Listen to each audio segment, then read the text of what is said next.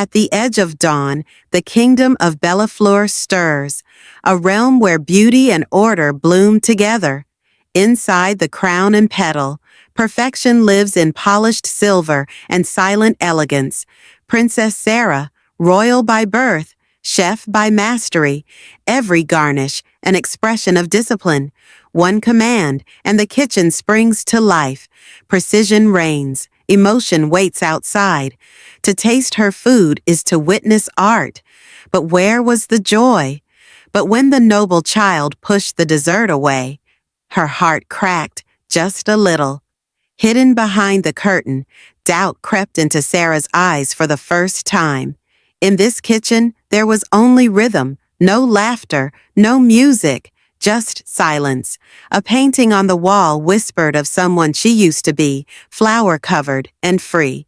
That night, a storm rose, and in the silence, so did her questions. Near the hearth, Cobb stirred a humble stew, his hands rough, his heart warm. He saw her crown but spoke to her soul. No fear, no titles, just truth. The stew told stories in steam, of long days, of old scars, of hope. She tasted it, and for a flicker, her heart remembered. Food, he said, could carry dreams, but only if the maker dared to feel. In the dark of night, a scroll whispered from the past. The dumplings of daydreams. It told of an ancient tradition, where each fold sealed a wish between two souls. Candlelight flickered as Sarah read, and for the first time in years, she wondered. She tried 33 folds, the right flower, the right shape. But no magic. I forgot how to wish, she whispered, and the silence answered. Then a little girl said, Santa will know. And Sarah remembered, believing, flower, laughter, a grandmother's hands. Joy once forgotten began to rise like steam.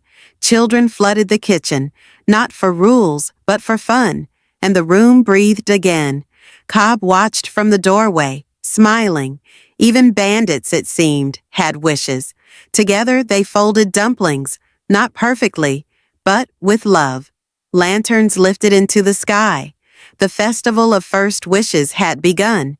Music, laughter, and dumplings danced across the square. This was no royal gala. This was home. One woman bit into a dumpling, and tears came, uninvited and true. Cobb spoke softly. I once dreamed of a kitchen for children. It's not too late, she answered. A child offered Sarah a dumpling. It's not my wish, she signed. It's yours.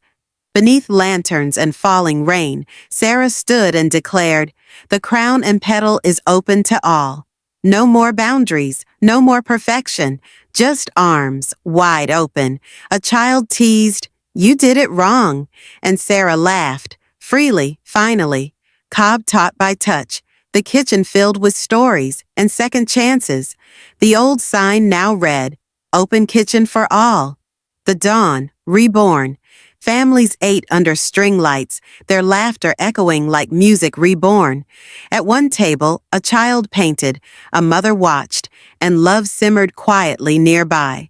High above, Cobb watched, not to guard, but to feel the warmth. Sarah lit a single candle by the hearth. Thank you, she whispered, to the past, to herself. And in the end, hands of every age folded dumplings together. Because food became magic.